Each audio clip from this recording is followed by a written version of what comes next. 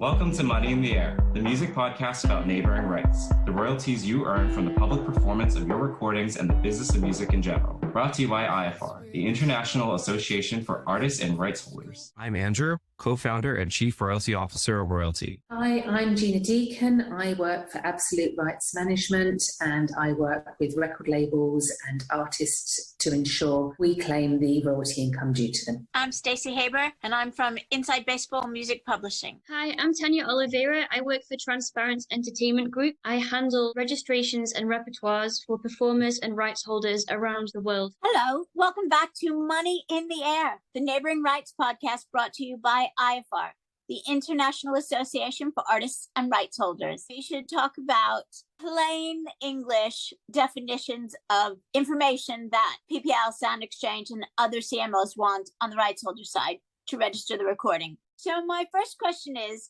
what is the question or that category name that you think is the most confusing to indie rights holders? I would say the P name. I often get asked, is that shorthand for performer? Like, who's the main artist? And it's not. It's for the phonographic copyright holder. So it's usually the record label that's released it. And if they go through an aggregator like CD Baby or TuneCore, are they still the rights holder, or does that kind of aggregator distributor take those rights? If you are the rights holder and you can prove it, then you will always be the rights holder. However, when you distribute digitally, there's often like an option to people tick without quite realizing, and then the distributor will register those ISRCs around the world, and then that will usually put the tracks into dispute. The disputes can be easily resolved, and that's something that we do with our day jobs, like day to day. That's a very good point. And it always comes back to the agreement, doesn't it? So just read your agreement and figure out who's going to be the rights holder under that agreement.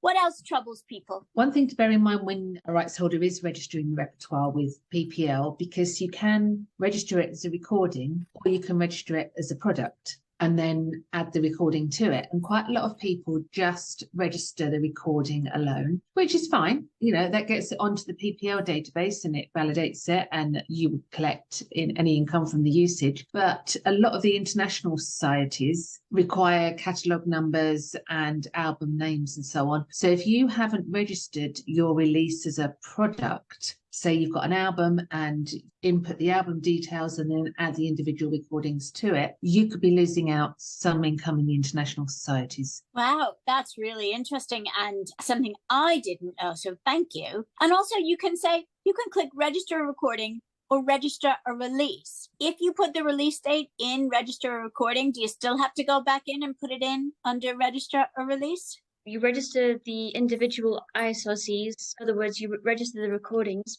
and you also have to register the release, i.e. product. So it's kind of like a two-step process. Most people don't realize that, as Gina said, so you'll do one or the other, but not both. And yes, to maximize income, if you've given PPL an international mandate, do both.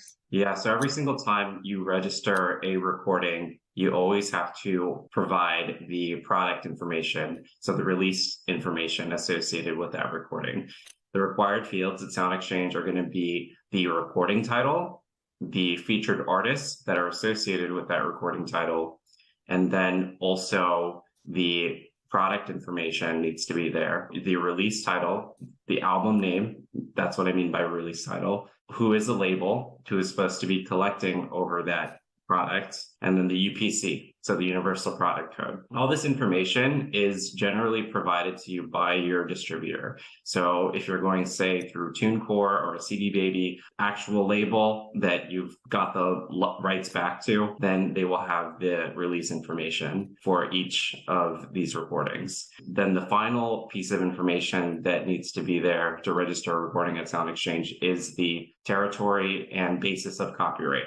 So if you have an international mandate with Sound Exchange, put worldwide. Otherwise, put the specific territory that you're using Sound Exchange to collect for, and then also the basis of the copyright. What I mean by that is, are you the copyright owner or are you a designee of the copyright owner to collect on your recordings? Have you hired somebody else to collect on your behalf? Those three buckets. What is the recording information? What territories are you the copyright owner or not? And then finally, the product information, which is the release information. In the UK, it's at PPL, it's called exclusive licensee rather than designee as a box to tick. or a thing to add in. Let's talk about the P date. At PPL and GVL and most of European societies, it's the year of recording, so they just want the year. So that's quite good if you don't recall the date exactly. My recommendation for that is if you don't know what your collection date should be, always just put it inception. And if anybody else has registered the recording prior to you, then you'll definitely know about it through the disputes process, and then you guys can both resolve that. What about things like the recording venue? Where was it recorded? What if you don't remember the name of the studio?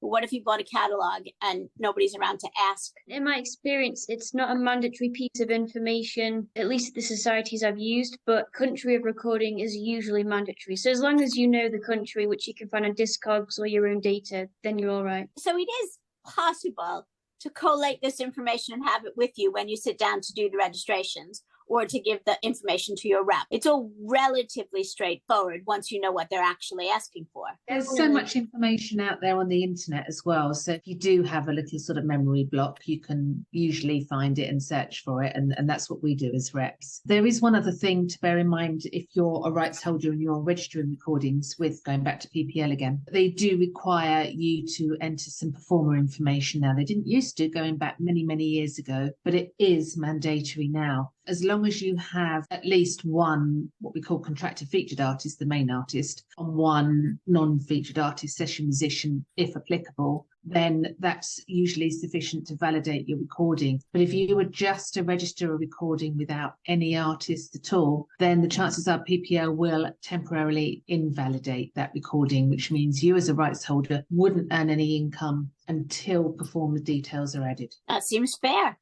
I'm pretty confident that you rights holders out there can do this. If there's anything that you can't do, please write to us, info@ifr.co.uk, and become a member. And then you could ask us questions all the time. Thanks for listening. Take care, guys. Bye.